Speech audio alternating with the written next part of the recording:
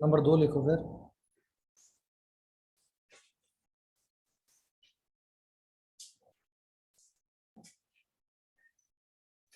Beta negative emission. अच्छा, beta emission कब होता था?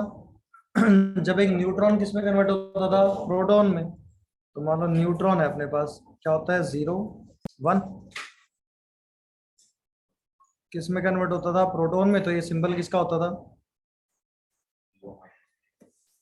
ये बीटा पार्टिकल था, बीटा नेगेटिव। तो कोई एग्जांपल की बात करते हैं जिसमें बीटा नेगेटिव एमिशन हो रहा हो। और हमने कार्बन लिया 614। कार्बन 14 रेडियो एक्टिव होता है, और साथ में क्या एमिट हो गया? Beta particle. चेक करो, सही है। अब यहाँ पे अगर न्यूट्रॉन बाय प्रोटॉन रेशो निकाल लें तो बताना है कितना होगा। इसमें क्या कैलकुलेटर करा, सीधा देख के बता रहे हैं। 14 है, कितना 8/6 हो जाएगा क्या? तो कितना बनेगा? 1 पॉइंट। और यहाँ पे न्यूट्रॉन बाय प्रोटॉन रेशो कितना होगा? 7/7, कितना? 1।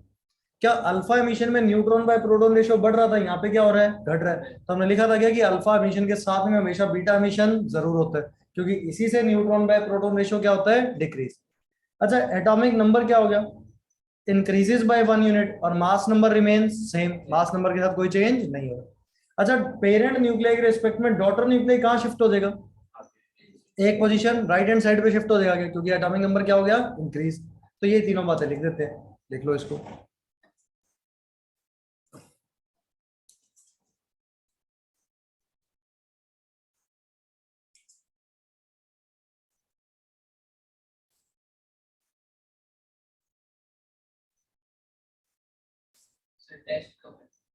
संडे बता दूंगा, टेस्ट है बस। और तेरे चक्कर में गलत लिख दिया, डिक्रीजेस लिखना था।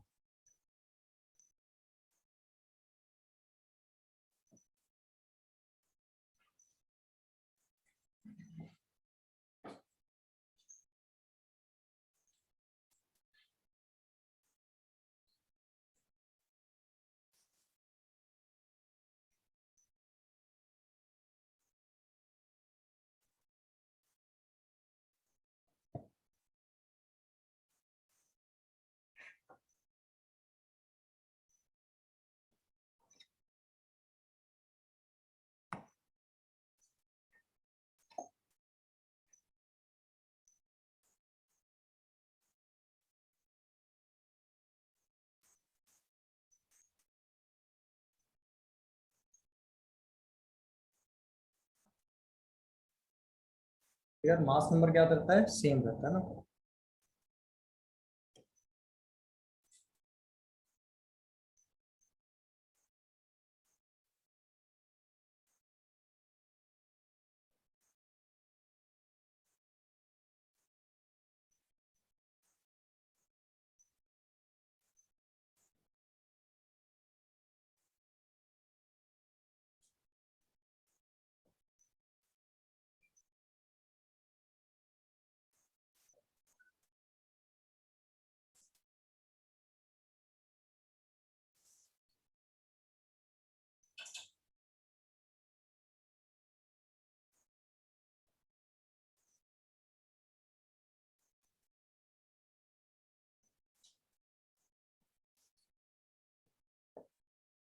पेरेंट न्यूक्लियाई के रिस्पेक्ट में एक पोजीशन कहाँ शिफ्ट हो जाता है? राइट।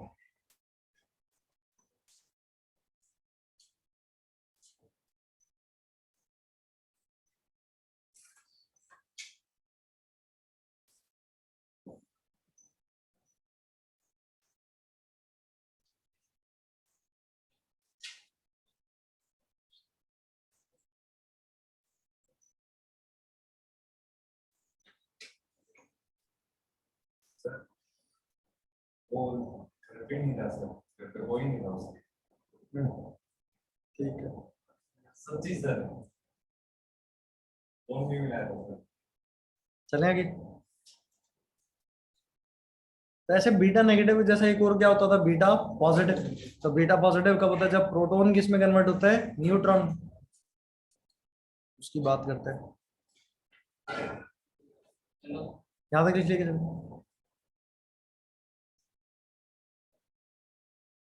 ठीक है, थर्ड लिखो फिर, बीटा पॉजिटिव।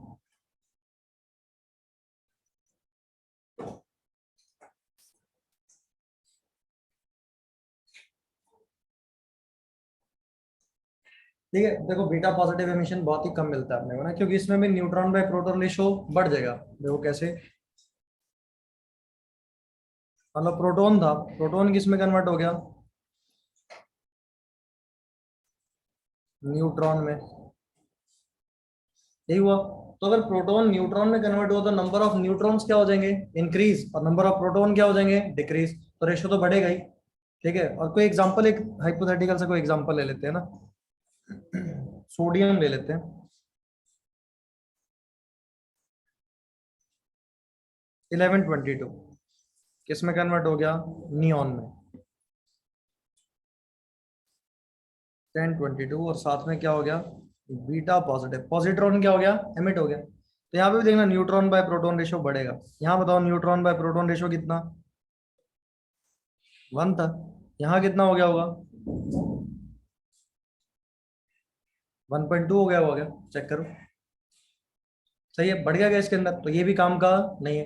अच्छा यहाँ बताओ, इसमें atomic number decreases bye 1 unit और मास नंबर रिमेन्स सेम, और जो पोजीशन होगी वो कहाँ शिफ्ट हो जाएगी, एक पोजीशन लेफ्ट में हो जाएगा। क्या 11 से कहाँ पहुंच गया, 10 पे। ठीक है, तो यही सारी बातें फिर लिख देते हैं। एक तो पहली चीज तो, in case of beta positive emission neutron by proton ratio increases.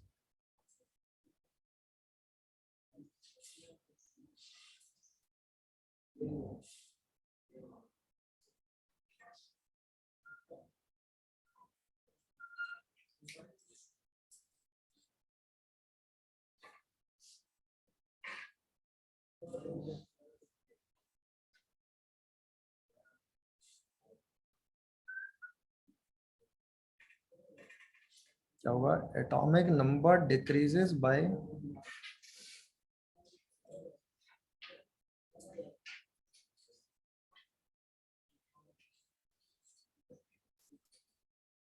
And mass number remains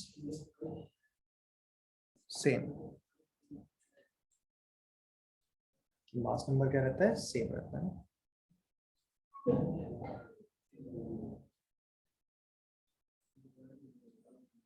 ठीक है, अच्छा बीटा पॉजिटिव एमिशन में क्या होगा, एक पोजीशन कहाँ शिफ्ट हो जाएगा, लेफ्ट में ना।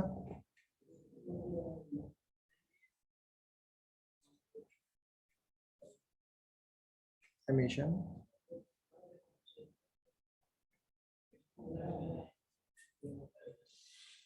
daughter nuclei is shifted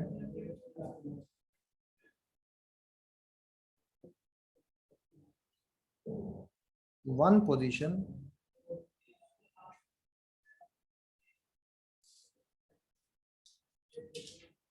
left in periodic table।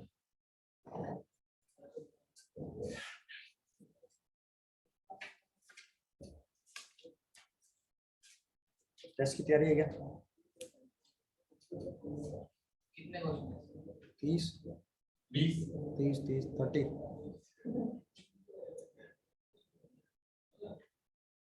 आसान सा पेपर है।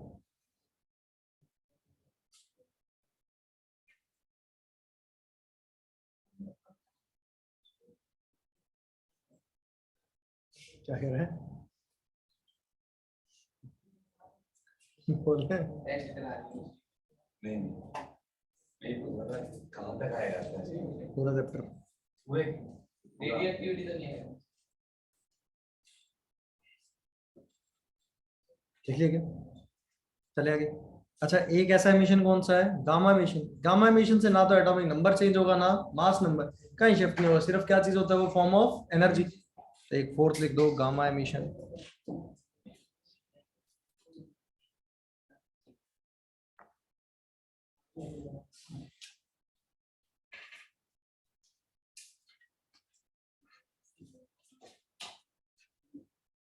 यहाँ क्या होगा, नो चेंज इन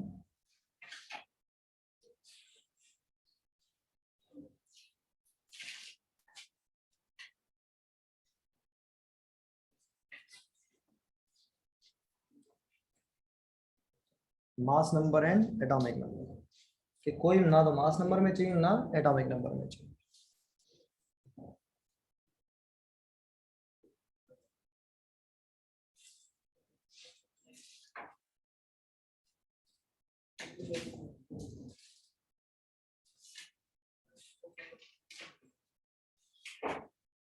एक नई बात करते हैं, के इलेक्ट्रॉन कैप्चर।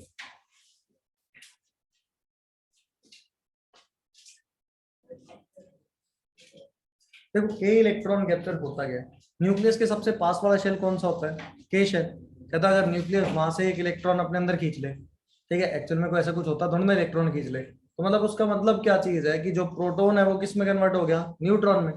अगर एक इलेक्ट्रॉन न्यूक्लियस के अंदर चला गया, सोचना electron negative charge, proton positive, positive negative मिलके क्या बन गया, न्यूट्रल, तो मतलब न्यूट्रॉन हो गया। तो कहता जब प्रोटॉन न्यूट्रॉन में कन्वर्ट हो, एक तो हम तो बोलते थे बीटा वाला, ठीक है, क्या बोलते थे उसमें कौन सा बार निकलता था, बीटा पॉजिटिव। पर अब हम क्या बोल रहे हैं, अगर एक इलेक्ट्रॉन कहाँ चला जाए, न्यूक्लियस में, तो अगर वो ऐड हो गया, तो जैसे हम बीटा नेगेटिव पार्टिकल बाहर निकाल रहे थे, fast moving electron originating from nucleus, अगर वो न्यूक्लियस के अंदर भेज रहे हैं तो क्या होगा, वो कौन सा होगा, उसको क्या बोलेंगे, के इलेक्ट्रॉन कैप्चर।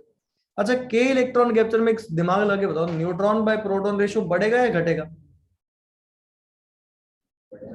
हो क्या रहा है, प्रोटॉन किस में कन्वर्ट हो रहा है, न्यूट्रॉन में, नंबर ऑफ न्यूट्रॉन बढ़ रहे हैं, प्रोटॉन कम हो रहा है, तो रेशियो क्या हो जाएगा, n/p का बढ़ जाएगा, तो ये भी काम का नहीं है। तो सबसे ज्यादा इंपॉर्टेंट कौन सा है, अल्फा और बीटा। अल्फा क्या करेगा, हैवियर न्यूक्लियस को छोटे न्यूक्लियस में तोड़ देगा, और बीटा क्या करेगा, उसका न्यूट्रॉन बाय प्रोटॉन रेशियो को डिक्रीज कर देगा। और बीटा भी कौन सा, बीटा नेगेटिव, और जब भी स्पेसिफाइड ना हो तो क्या मानते हैं, बीटा नेगेटिव। ठीक है, तो लिख दो इसके बारे में।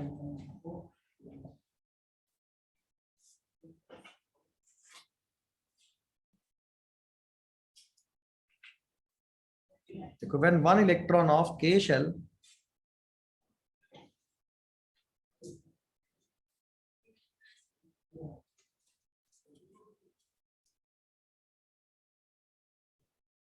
is captured by nucleus,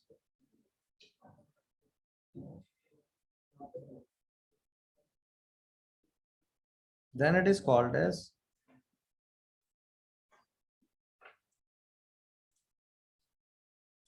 K electron capture.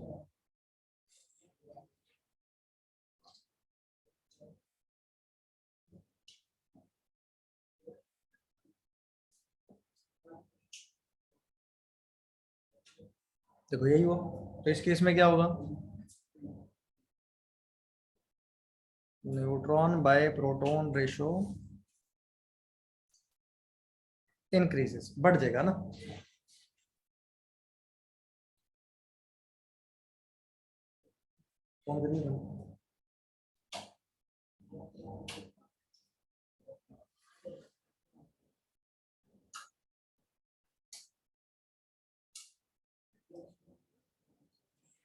लिखिएगा, चलेगा। अब देखो एक सबसे इंपॉर्टेंट टॉपिक, और है बड़ा आसान सा, कि कैसे किसी भी जो रेडियो एक्टिव डिसइंटीग्रेशन है उसमें कितने अल्फा और कितने बीटा एमिट हो रहे हैं वो कैसे कैलकुलेट किया जाए ना। केमिस्ट्री में सवाल ना आया तो फिजिक्स में आ जाएगा। तो सबसे ज्यादा क्वेश्चन यही पूछाता है, सिंपल सा ना, कि कितने अल्फा पार्टिकल निकलेंगे, कितने beta particle.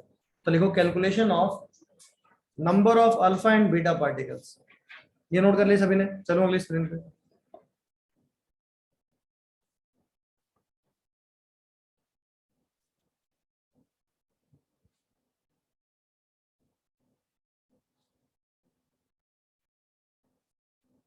Number of alpha and beta particles के कितने एमिट होते हैं ना। तो अगर वो अपने को कैलकुलेट करने हो, तो जैसे एक एग्जांपल लेते हैं रिएक्शन का, सुनना एक बार, बाद में नोट करना। यूरेनियम हमने लिया 92 238, ये डीके हुआ किसमें, लेड 82 206, साथ में अल्फा पार्टिकल एमिट हो रहे हैं और साथ में क्या हो रहे हैं, बीटा। तो भी कह रहा है बताओ कितने अल्फा और कितने बीटा। एक बात देखना, बीटा पार्टिकल से मास नंबर में कोई चेंज नहीं होता, मास नंबर में जो भी चेंज होता है वो किसकी वजह से होता है, अल्फा पार्टिकल।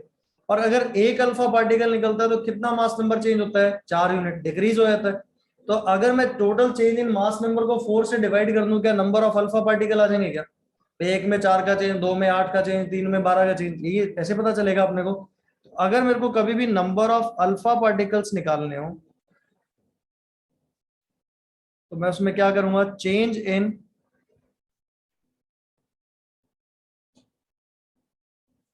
मास नंबर, और उसको किससे डिवाइड कर दूंगा, 4 से। चेक करो, यही है क्या? तो अब यहां बताओ, इस वाले क्वेश्चन में कितने अल्फा पार्टिकल एमिट हो रहे होंगे? यहाँ पे चेंज कितने का हो रहा है? चेक करो कितना है, 238 माइनस ऑफ 206 डिवाइडेड बाय 4, 32/4 कितना हो गया, 8। कितने अल्फा पार्टिकल एमिट हो रहे होंगे, 8। सही है यहाँ तक? तो ये तो हमने क्या कर दिया यहाँ पे कि अल्फा पार्टिकल निकाल लिया। अच्छा, अब ये चेक करना हो कि कितने बीटा पार्टिकल होंगे, तो बीटा नेगेटिव पार्टिकल चेक करते हैं जब हम क्या बैलेंस करेंगे, एटॉमिक नंबर। तो कहते हैं number of beta negative particle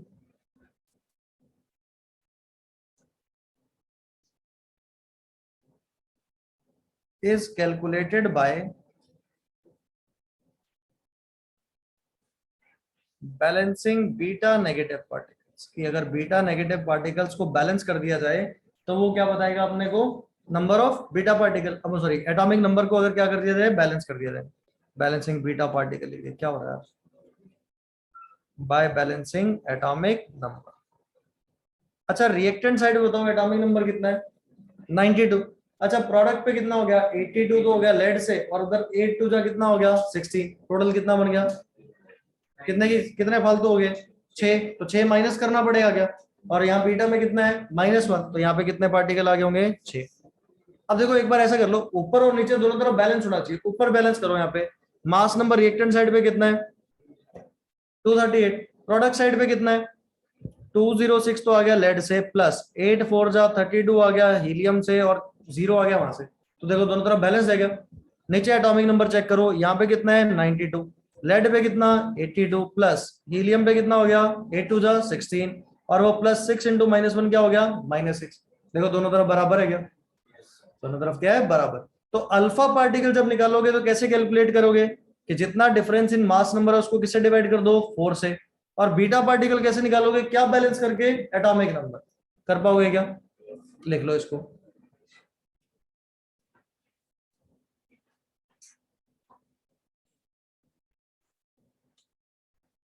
जगह है क्या?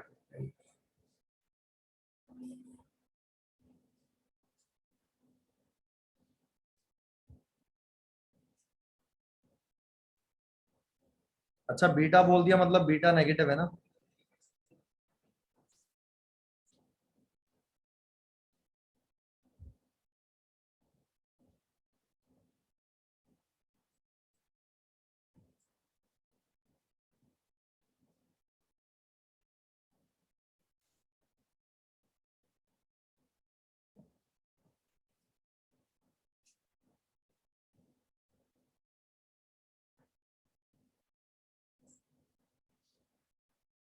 चलो करो सॉल्व।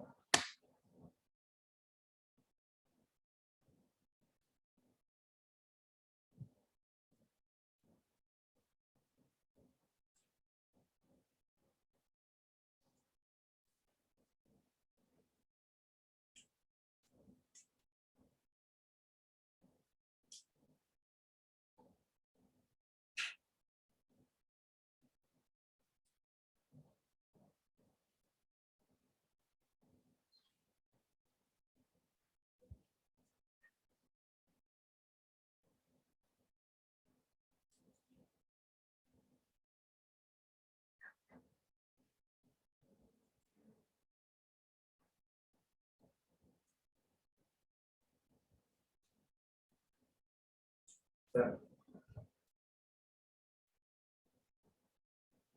7 लगेगा उसके आगे, हीलियम के आगे और इसके आगे 6।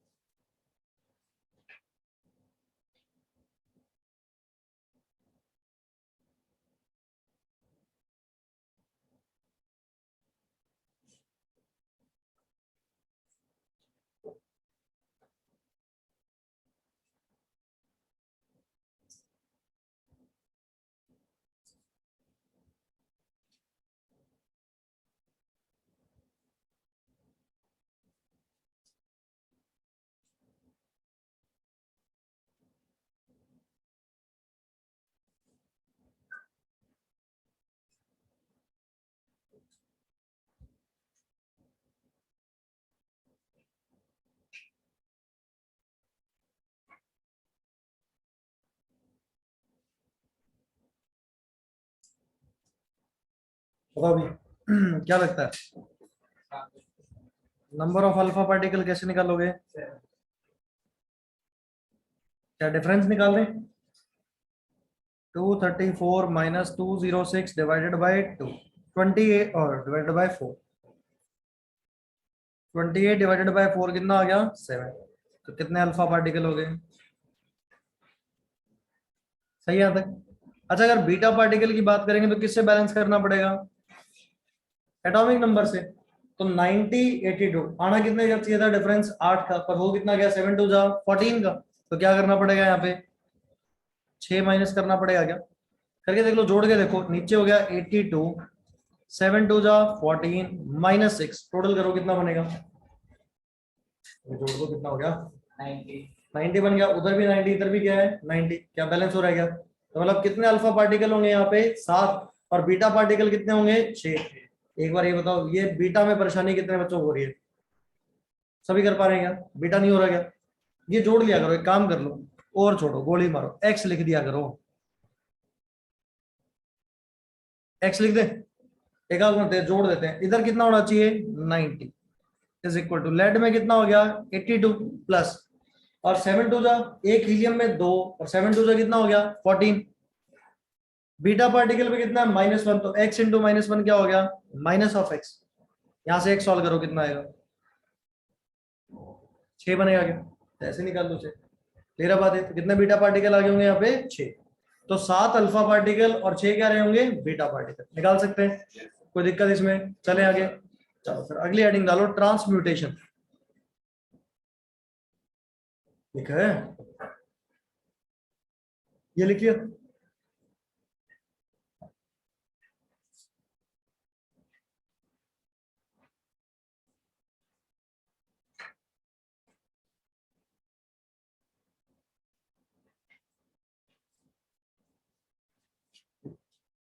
देखो, ट्रांसम्यूटेशन क्या होता है? अगर एक एलिमेंट दूसरे एलिमेंट में कन्वर्ट हो जाए तो उस प्रोसेस को क्या बोलते हैं? ट्रांसम्यूटेशन। तो रेडियो एक्टिविटी किसका एग्जांपल है? ट्रांसम्यूटेशन का। यही हो रहा है, डिसइंटीग्रेट हो गया एक एलिमेंट, किस में कन्वर्ट हो रहा है? दूसरे में। ठीक है, तो लिखो इसमें conversion of one element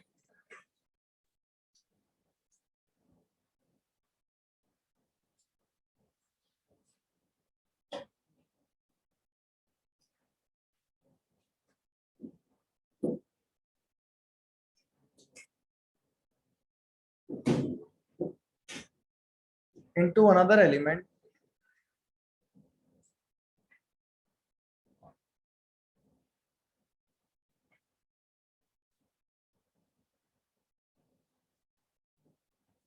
is called as transmutation.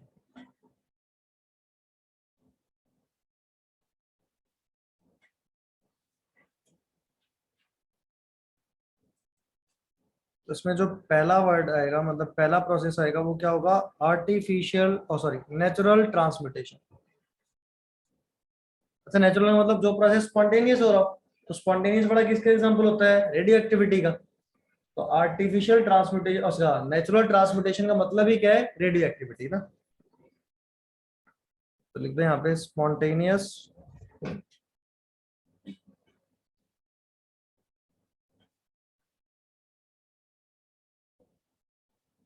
Conversion of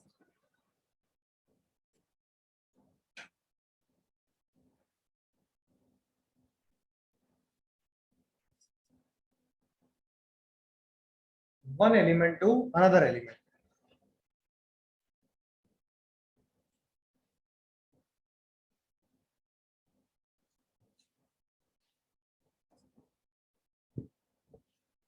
इसका एग्जांपल क्या है? Radio activity.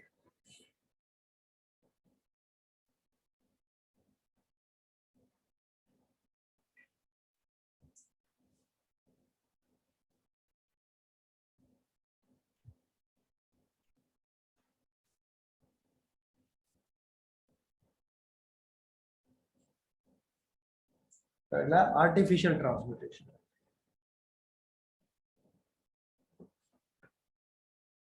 देखो, आर्टिफिशियल ट्रांसमिटेशन ये नया वर्ड है ना, हमने पढ़ा है ट्रांसमिटेशन इसलिए ताकि हम ये पढ़ पाए आर्टिफिशियल ट्रांसमिटेशन। देखो, स्पॉन्टेनियस अगर एक एलिमेंट दूसरे में कन्वर्ट हो तो उसको क्या बोलते हैं? नेचुरल। अब क्या है कि एक एलिमेंट है, उस पर हमने किसी सब एटॉमिक पार्टिकल का बम्बार्डमेंट कराया और वो दूसरे एलिमेंट में कन्वर्ट हो गया, तो उस प्रोसेस को क्या बोलते हैं? Artificial transmutation. ठीक है, एक वैसे दिमाग लगा के पुरानी बात बताओ स्ट्रक्चर ऑफ एटम की, न्यूट्रॉन की डिस्कवरी कैसे हुई थी?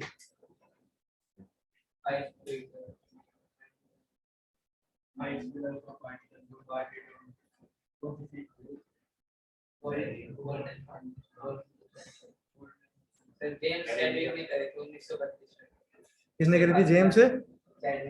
हाँ वो तो ठीक है, करा क्या था उसने?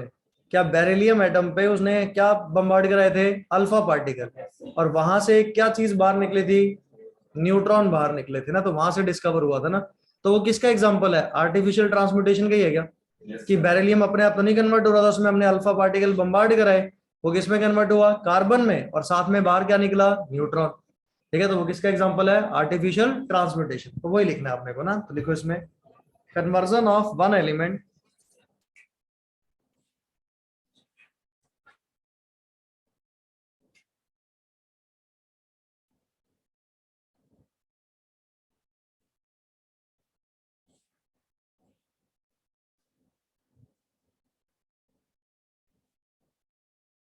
into another element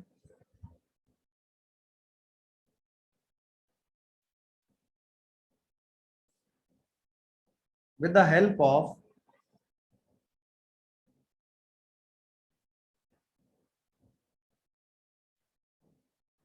bombardment of subatomic particles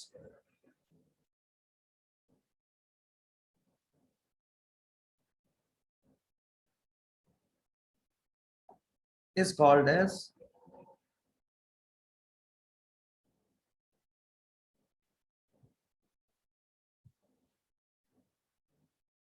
artificial transmutation।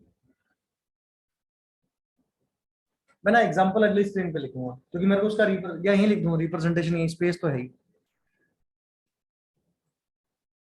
Beryllium 49, इस पे अगर मैं क्या बम्बार्ड करा दूं? अल्फा पार्टिकल हीलियम 24, तो किस में कन्वर्ट हो जाता है? कार्बन, और साथ में क्या एमिट करता है? न्यूट्रॉन। चेक करो बैलेंस है क्या? नीचे 4 + 2 6, 6 + 0 6, 9 + 4 13, 12 + 1 13। तो ये किसका एग्जांपल है? आर्टिफिशियल ट्रांसमिटेशन का ना। इंपॉर्टेंट है यहाँ पे रिप्रेजेंटेशन।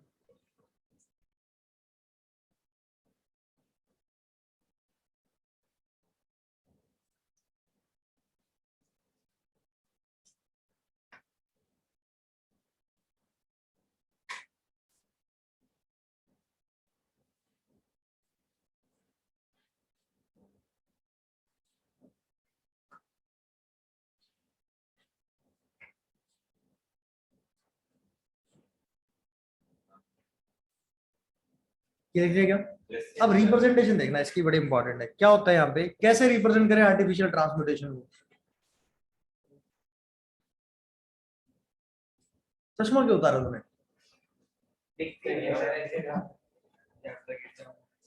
चश्मा लगा गिर जाता तू, देख भाई।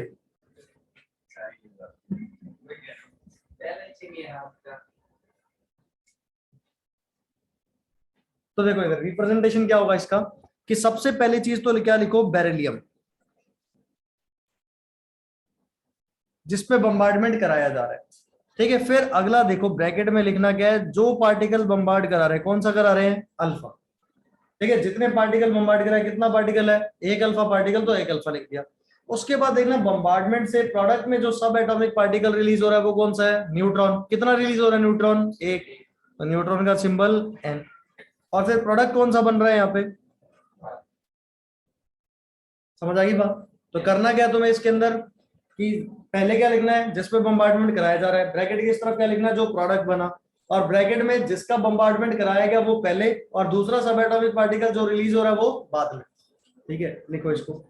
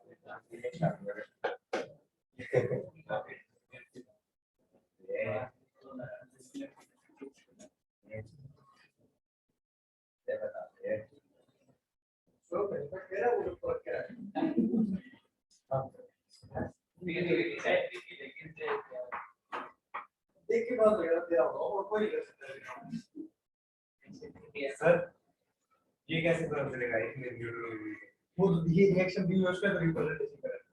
नहीं, फिर अगर रिएक्शन खुद से बैलेंस करना हो तब खुद से बैलेंस तो एटॉमिक नंबर मास नंबर बराबर होने चाहिए, बैलेंस कर लियो। नीचे कितने हैं उधर? 4 + 2 6। फिर एक इलेक्ट्रॉन कर दे तो प्लस में कर क्यों देखो, ये तो बताएगा क्या रिलीज। रिएक्शन हो रहा है सर। तो भाई वो ये तो बताएगा रिएक्शन है क्या, क्या बम्बार्ड करा रहे हैं, क्या रिलीज हो रहा है, या सब कुछ वो खुद के मन से लिखेगा? वो कुछ भी ना देखे, अपने क्वेश्चन भी बना दो आंसर भी बना दो, ऐसा। ये नोट कर लिया क्या? अब इस पे देखो क्वेश्चन कैसा पूछेगा।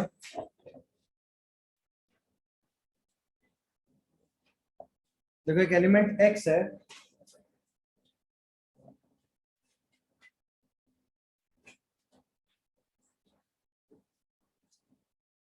टू 5 y बन गया ना।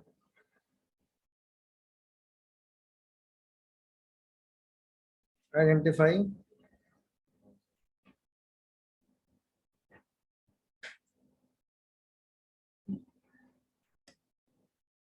एटॉमिक नंबर और मास नंबर बताना है y का।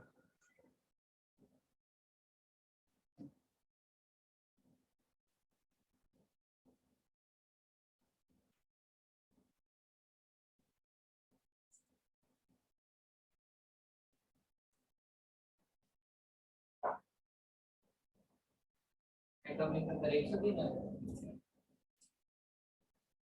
मास नंबर और निकाल। 259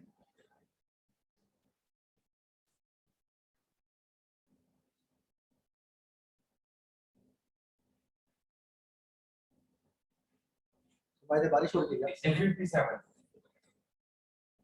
सही है। जब तुम्हारे बारिश हो रही थी मौसम खराब है थोड़ा। अब हो रही है। कभी भी गई, ऊपर। मैं हो भी गई बारिश तो।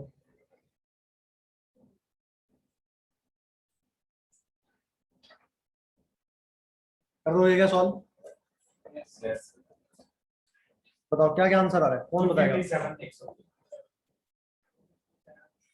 257 क्या है? एटॉमिक नंबर और एटॉमिक नंबर 103। देखो 101 255, एक अल्फा पार्टिकल बम्बार्ड करा रहे हैं तो क्या हो गया? हीलियम। y1 और साथ में कितने न्यूट्रॉन है? तो न्यूट्रॉन के एटॉमिक नंबर में तो कोई कंट्रीब्यूशन नहीं है, सारा क्या एटॉमिक नंबर y का आ रहा होगा। 101 + 2 कितना हो गया? 103। मास नंबर ऊपर चेक करो, 255 + 4 कितना हो गया? 259। दो तो न्यूट्रॉन में एडजस्ट हो गया, बचा कितना? यही पूछ रहा था क्या? कर लोगे सॉल्व इसको? फिर अगली हेडिंग डालो, आर्टिफिशियल रेडियो एक्टिविटी।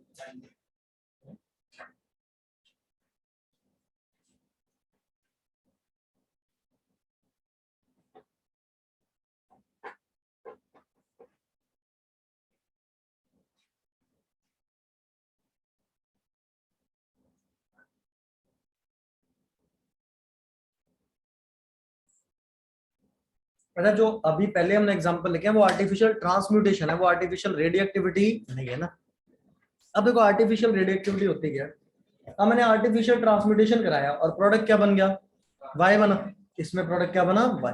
अगर ये वाई क्या होता? रेडियो एक्टिव होता, मतलब स्पॉन्टेनियसली डिसइंटीग्रेट हो रहा होता, तो इस पूरे प्रोसेस को कंबाइन करके क्या बोल देते हैं?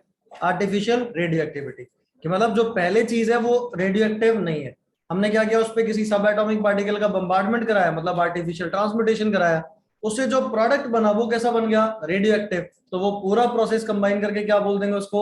Artificial radio activity. ठीक है, तो स्टेटमेंट लिख लो इसमें। देखो इन case of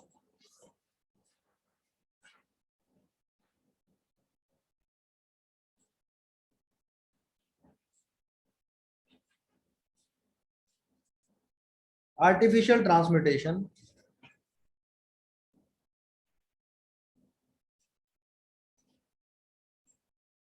if the product form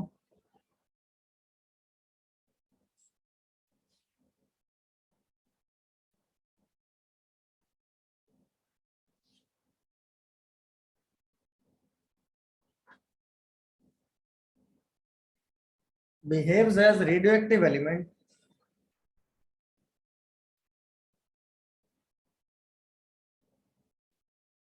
then it is called as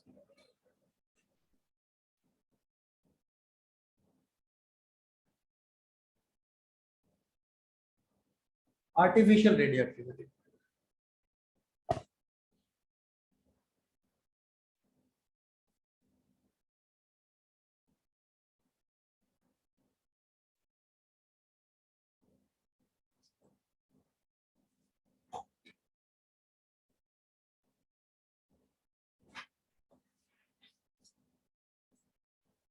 देखो ये अभी तक जितना आधा प्रोसेस लिखा ये आर्टिफिशियल ट्रांसम्यूटेशन हो जाएगा। हमने नाइट्रोजन पे बम्बार्डमेंट कराया, क्या बना दिया कार्बन। क्या ये कार्बन 14 वाला क्या होता है, रेडियोएक्टिव। तो ये क्या डिसइंटीग्रेट होगा। अच्छा ये जरूरी नहीं है वापस नाइट्रोजन ही बने, कुछ भी बन सकता है ना, ठीक है, पर इसमें नाइट्रोजन बन रहा है। तो ये पूरा जो प्रोसेस है इस पूरे को ही कंबाइन करके क्या बोलते हैं, इट इज कॉल्ड एज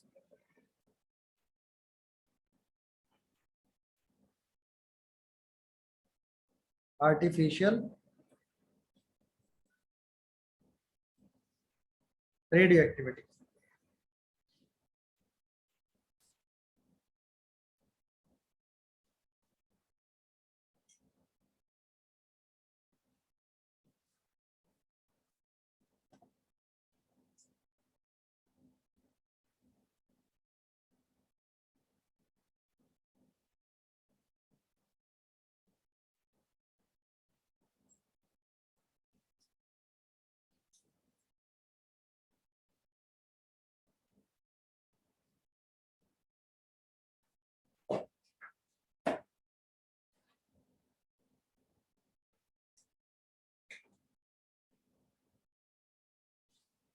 देखिए फिर अगली हेडिंग डालो, यूरेनियम डेटिंग टेक्निक,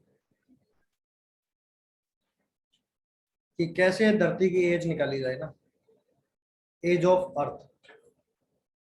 इसको वैसे बोलते हैं एज ऑफ रॉक बोलते हैं ना, क्या परेशानी है। अभी लिखता हूँ देख।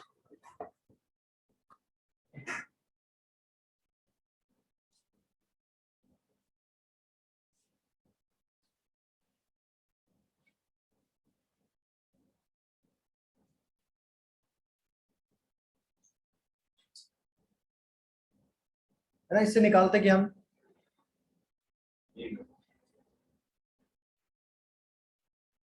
एज ऑफ अर्थ बोल दो, या फिर एज ऑफ रॉक बोल दो, किसी रॉक के सैंपल का। और मेन जो हम यूज करते हैं वो यूज करते हैं एज ऑफ ओर, क्योंकि जो ओर होता है वो कहाँ से निकलता है भाई, अर्थ क्रस्ट से निकलता है, किसी रॉक के सैंपल से ना। अब ना कुछ अजम्पशंस है, कहता है, जब धरती बनी होगी ना तो उस टाइम पे कोई लेड नहीं रहा होगा, सारा क्या रहा होगा, यूरेनियम। वो assumption है, कुछ तो मान के चलना पड़ेगा ना, कि हमने इनिशियल टाइम पे क्या माना है कि जब इनिशियल टाइम धरती जब बनी होगी, time t is equal to zero, time क्या रहा होगा, t is equal to zero. उस टाइम कोई भी लेड प्रेजेंट नहीं रहा होगा, सारा क्या रहा होगा, uranium.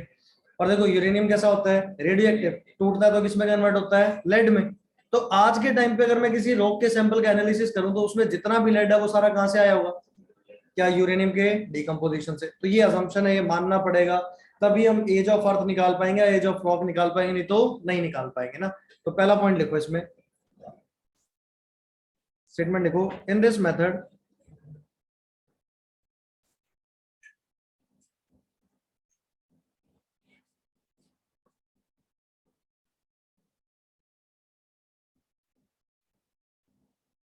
it is assumed that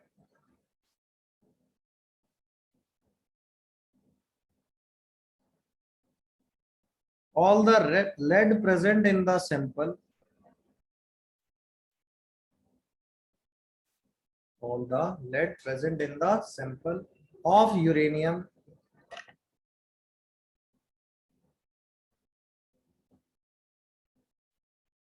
comes from decay of uranium.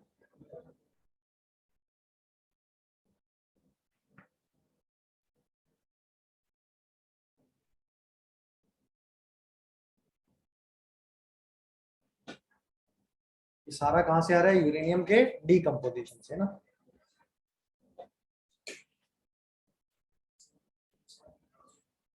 तो देखो इनिशियल टाइम पे क्या प्रेजेंट रहा होगा, हम क्या अज्यूम करेंगे? At time t is equal to 0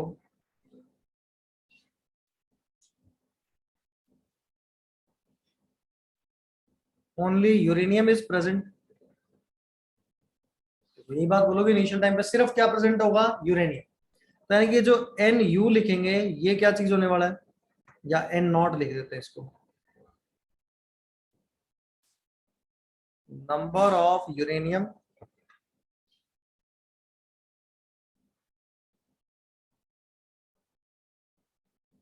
nuclei at t is equal to 0। सही है क्या? एन नॉट ये लिखते हैं इनिशियल टाइम पे नंबर ऑफ न्यूक्लियाई। अब एक बार सुन लो, बाद में नोट करना। अगर मैं लिखूं एट टाइम टी, मतलब आज के टाइम पे मैंने एनालिसिस करा, तो वो जो मिक्सचर रहा होगा, अब तो मैंने एक एक्सपेरिमेंटल एनालिसिस किया, तो उस एक्सपेरिमेंटल एनालिसिस में क्या निकल के आया कि number of particles of uranium तो कितने बचे हुए हैं? N u. ये क्या चीज है? Number of nuclei of uranium. अब कुछ तो यूरेनियम डीकम्पोज होकर लेड में भी कन्वर्ट हो गया होगा। एनपीबी क्या चीज है? Number of nuclei of lead. ठीक है, अब ध्यान से सुनना, अगर आज के टाइम पे मेरे पास 60 तो पार्टिकल हैं न्यूक्लियाई किसके? यूरेनियम के, और 40 हैं लेड के, तो बताओ इनिशियल कितने रहे होंगे?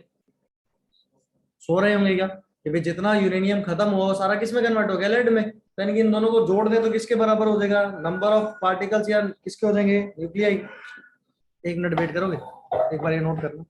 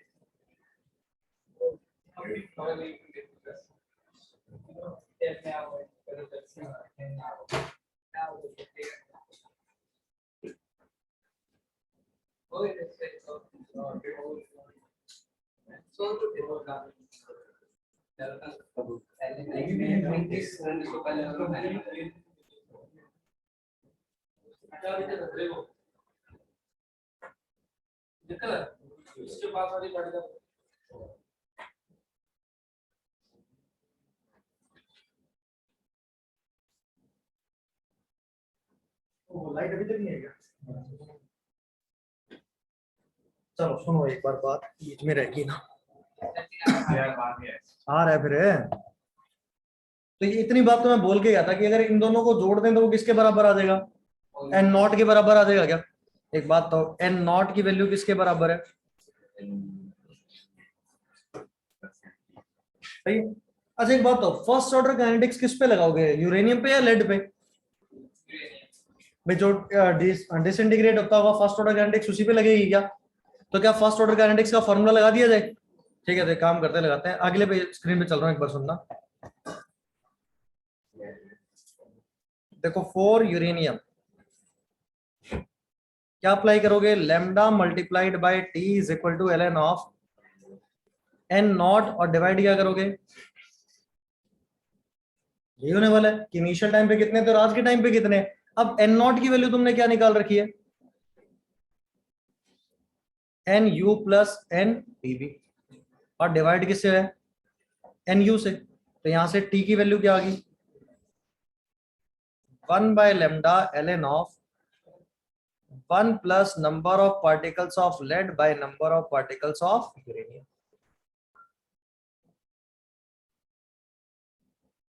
बताओ एक बार, ये बात सही लग रही है क्या? Yes sir. अच्छा ये तो यहाँ पे क्या देखो, अब टाइम जीरो पे नंबर ऑफ पार्टिकल थोड़ा ना निकाल सकते हैं, यस तो पीछे कौन जाएगा। हम तो कब निकाल सकते हैं, आज के टाइम पे एनालिसिस कर सकते हैं। तो आज के टाइम पे मेरे पास number of particles of lead होंगे, number of particles of uranium होंगे, डिवाइड करूंगा 1 से प्लस करके एलन निकाल लूंगा। भाई भाई लैम्डा कहां से निकालेंगे,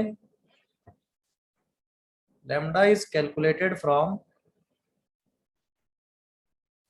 गिवन नहीं होगा, हाफ लाइफ गिवन होगी ना, हाफ लाइफ ऑफ यूरेनियम। तो लैम्डा का फॉर्मूला क्या हो जाएगा, ln ऑफ 2 डिवाइडेड बाय क्या हो जाएगा, टी ऑफ। तो यहां से हम क्या निकालेंगे, लैम्डा निकालेंगे और इस इक्वेशन में सब्स्टिट्यूट करेंगे तो अपने पास क्या आ जाएगा, टाइम टी। और ये जो टाइम टी होगा ये क्या होगा, जीरो से लेके टी तक का, मतलब आज जो हमने एनालिसिस करा है जिस रॉक का उसकी एज हो जाएगी क्या, आज हमने जिस रॉक सैंपल का एनालिसिस करा है उसकी क्या हो जाएगी वो एज। तो क्या बोल सकते हैं, मान लो वो क्या होगा, धरती बनी होगी तभी बना होगा वो भी, तो उसको क्या बोल सकते हैं, एज ऑफ अर्थ भी बोला जा सकता है, उसको क्या बोल सकते हैं, एज ऑफ अर्थ। तो यूरेनियम डेटिंग टेक्निक का यूज करते हैं मेनली एज ऑफ ओर्स निकालने में ना, किससे यूज करते हैं, एज ऑफ ओर्स निकालने में। ठीक है, पिछला लिख लिया था क्या, यस सर। इससे पिछला पेज यस सर।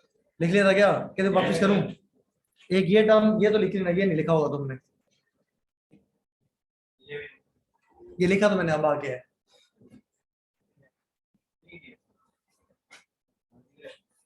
ये लिख लो फिर अगले पे चलते हैं। ये बात बोल के गया था ना कि दोनों को जोड़ देंगे तो नंबर ऑफ पार्टिकल्स इनिशियल वाले आ जाएंगे ना। चलो आगे,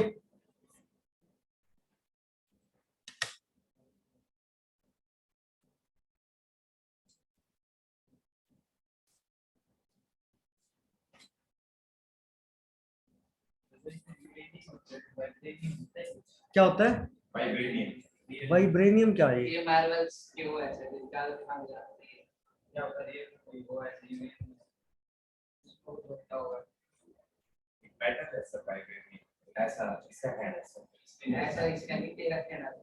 मेरा इसका है उससे क्या होता है, सर वो उस क्या होता है भाई, ये बोल रहे ब्लैक पैंथर का सूट बनता है। होता कैसे क्या होता है मतलब, क्या नाम आता है, क्या नाम आता है, रेडियो एक्टिव एलिमेंट है, डिसइंटीग्रेट होता है। तुम क्या कराना है, इसने कुछ इसके बनाया कहने का है मतलब है डिसइंटीग्रेशन क्या था, वो उसमें इसका सीधा अरे कई काम आते हैं ये, उसमें काम आता है कीमोथेरेपी में, रेडियो एक्टिव एलिमेंट्स यूज करते ही हैं किसी भी ट्यूमर को खत्म करने में। सुना कभी कैंसर पेशेंट्स में वो होती है रेडियो थेरेपी बोलते हैं जिसको, वहाँ पे रेडियो एक्टिव एलिमेंट्स यूज तो भी हो सकता है सर ये। पढ़ते हैं, इसलिए नोट कर लिख लिया क्या, Yes, sir. वो लिख लेना भाई, हाफ लाइफ से ही लैम्डा निकाला जाएगा। फिर क्वेश्चन करते हैं कि आईआईटी का आया वो सवाल है ना, लॉग की वैल्यू पूछ लेना, बता दूंगा।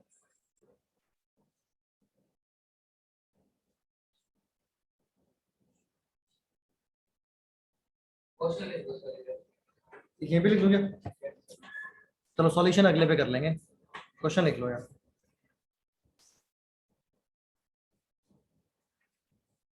An ore of uranium 238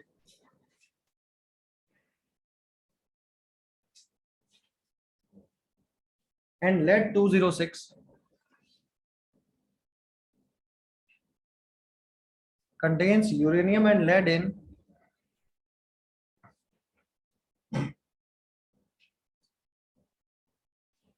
1:0.9.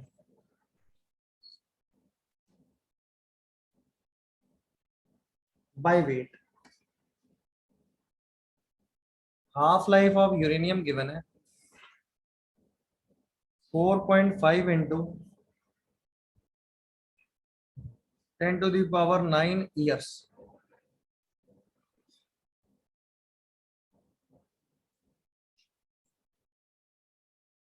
Calculate age of core.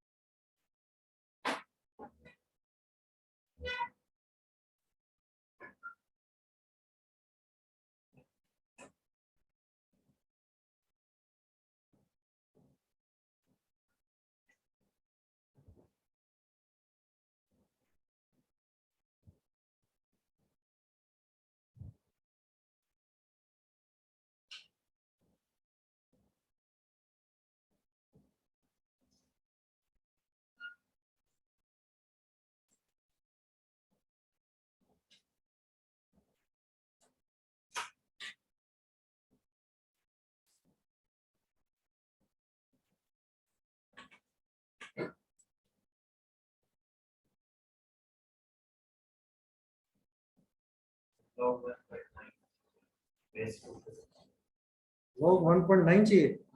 आप तो नहीं ना 1.9 का फैक्टर तो नहीं आना चाहिए. 1.9 का फैक्टर ही नहीं आएगा. 1.54 into 10 to the power 9. तुमने ध्यान से पढ़ा नहीं क्वेश्चन.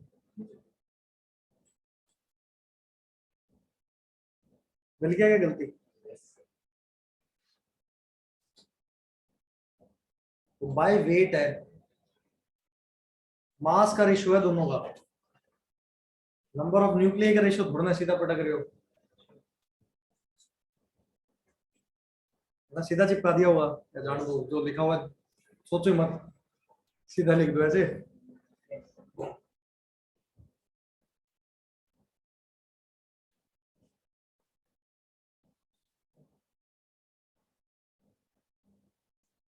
खूब गर्मी हो रही है.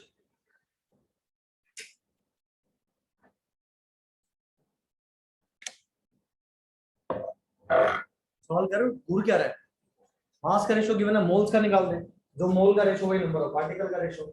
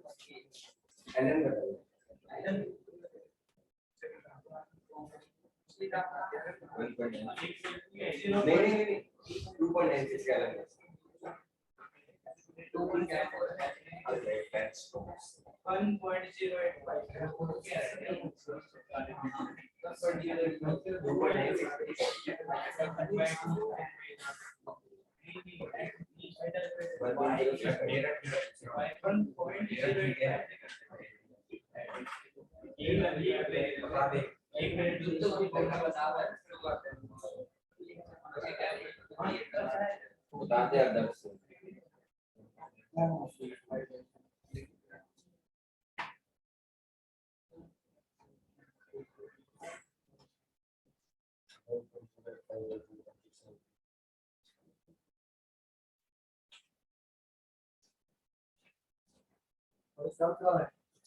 Sir 4.5 into 10 to the power 9 by ln2 into ln1 plus 0.9 into 238 by 206.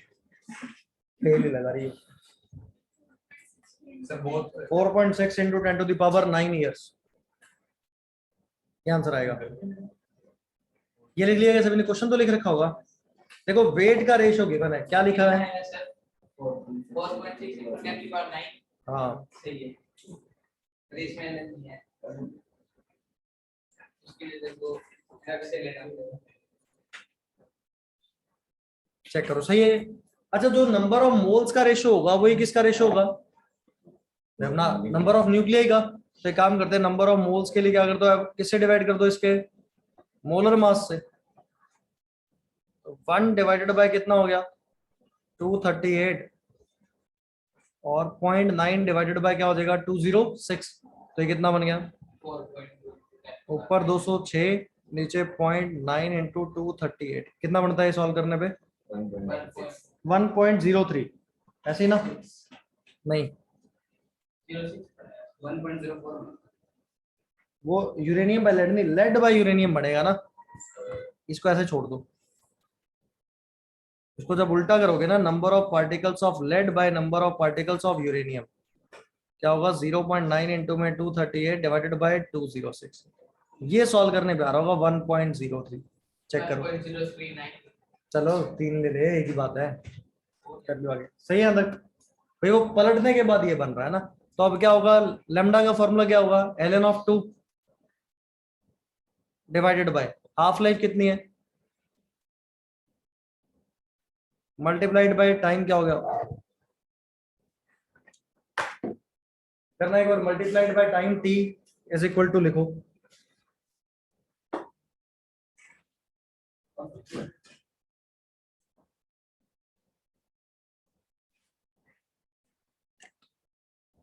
सही है सर, क्या सही है? आंसर सही है सर, कैलकुलेशन के बाद।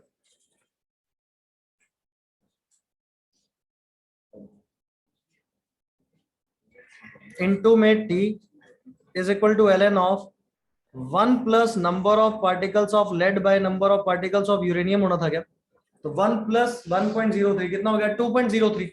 तो इसको लिख देते हैं, t इज इक्वल टू क्या बन गया? 4.5 इंटू 10 टू द पावर 9। इसको ln को लॉग लिख दें, 2.03 डिवाइडेड बाय क्या हो गया? Log of 2। सही है क्या? क्या देखना, ये अगर ऊपर भी लॉग 2 नीचे भी 2 होता तो 4.5 इंटू 10 टू द पावर 9 आया था। अब ऊपर 2.03, इससे थोड़ा सा क्या रहा होगा? ज्यादा। तो ये क्या होगा? 4.6 इंटू, तो ये सवाल है प्रीवियस ईयर आईआईटी का। कौन से साल? साल नहीं याद मुझे, काफी पुराना है। अब तो रिसेंट ईयर में पूछता नहीं, रेडियो एक्टिविटी पे कम पूछता है ना।